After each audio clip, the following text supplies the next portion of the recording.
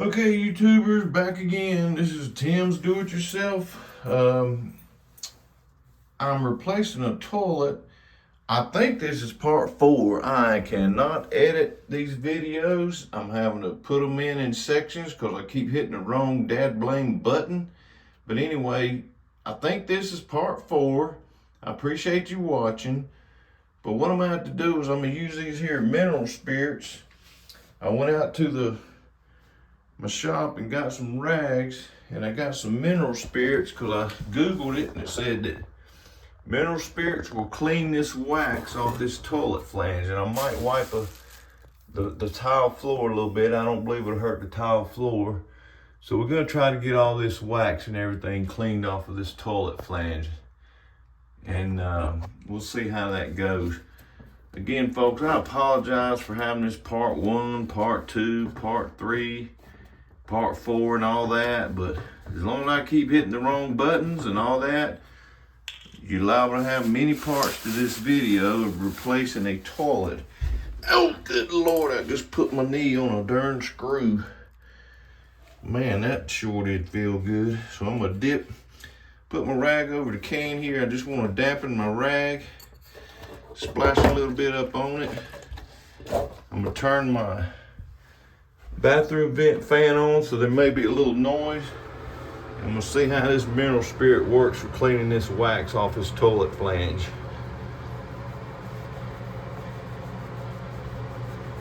And it seems to be working pretty good. Let me get the rest of this done, folks, and I'll be right back.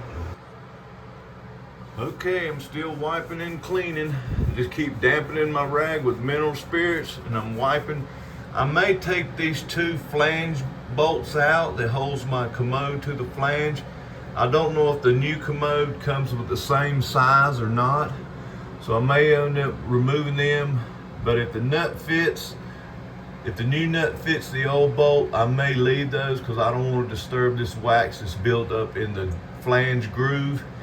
You slide your bolt down, slide your bolt head down through here, and then spin it around to the sides where these bolts are 180 degrees off.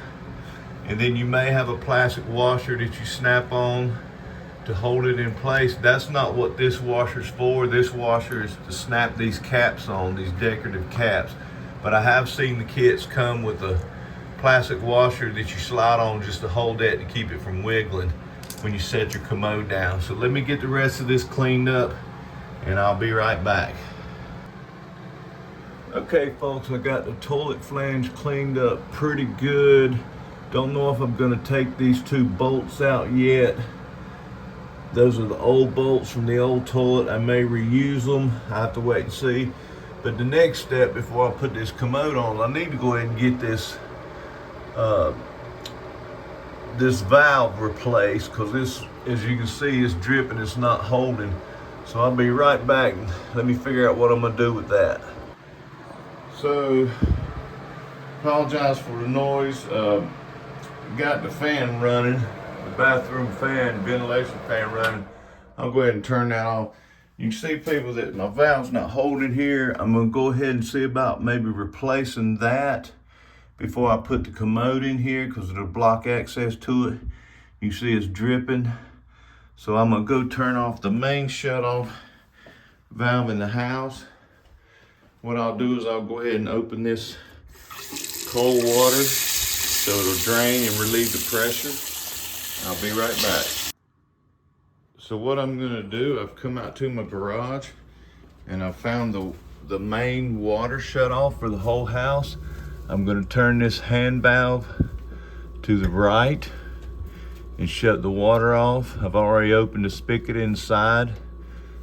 So I turn it to the right clockwise, turn off all the water to the house. That's the main water shut-off valve. And then just for extra measure, I'm gonna go out into the garage. Out into the yard. And also open the outside spigot, because that's the lowest point where you have a water outlet.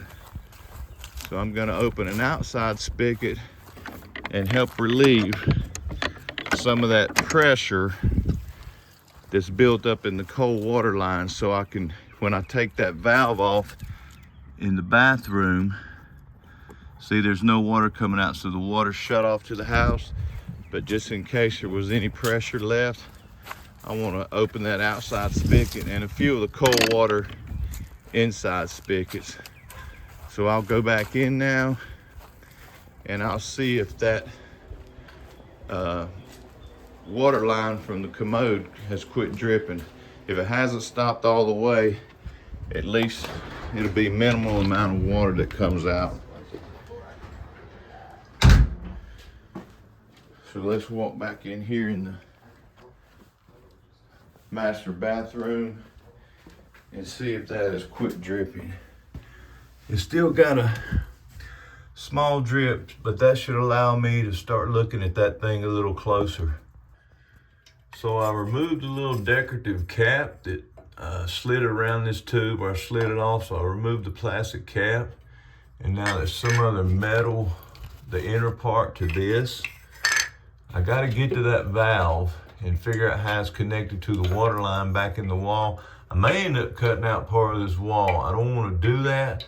So let me grab a few more wrenches and I'll see what I can do with this thing.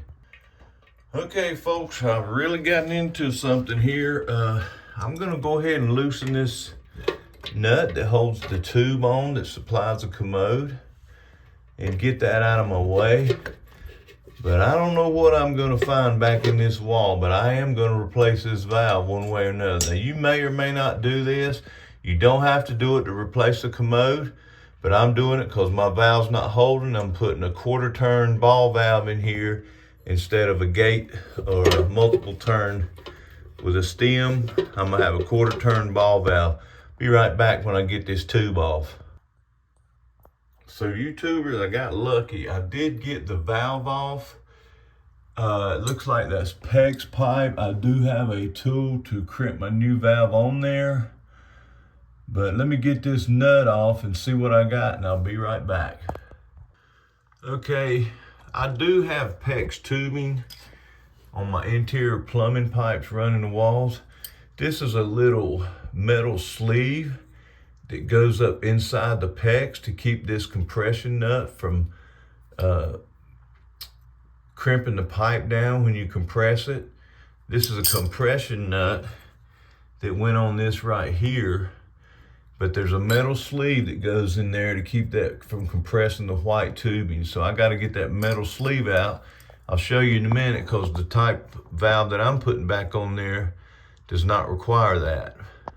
Okay, as you can see, I'm working that metal sleeve out with a pair of pliers. I'm just twisting and pulling because the fitting that I'm putting back does not require that. However, I don't know if I'm gonna be able to get it in there. See, the metal sleeve has a little lip on the outer edge that keeps it from going too far in the pipe. It just reinforces that pipe to keep that PEX from collapsing. But now the thing is, can I get this bolt, this compression nut off? So I'll probably just grab it with the pliers and keep twisting and pulling, and I'll be right back. Okay, people, I had to break out the big guns. I don't know if it's gonna work yet, but I'm gonna try to use these channel locks to pull this compression nut off of this PEX. Now, I could have found a valve like this where I may have screwed that back on there, but I wanted a 1/4 turn valve. This valve is many rotations to turn the water on and off, but I want a 1/4 turn ball valve. They're more reliable. So you just turn it a 1/4 turn, you're on and off. So that's the whole reason for this. You don't necessarily have to do this.